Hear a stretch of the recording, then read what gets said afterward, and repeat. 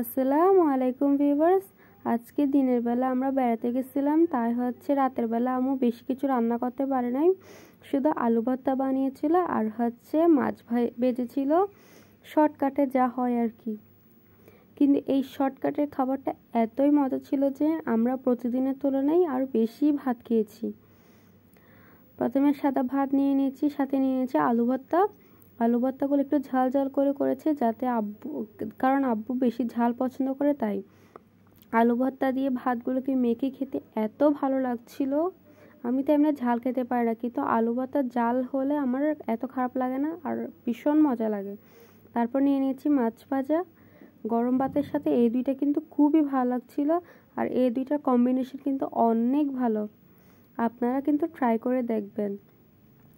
গরম ভাতের সাথে আলু ভর্তা আর গরম গরম মাছ ভাজা, লোভনীয় একটা স্বাদ। প্রতিদিন যেতটুকু ভাত খান তার ডবল ভাত খেয়ে নেবেন, এর গ্যারান্টি আমার। ধন্যবাদ এতক্ষণ সাথে থাকার জন্য। আল্লাহ হাফেজ।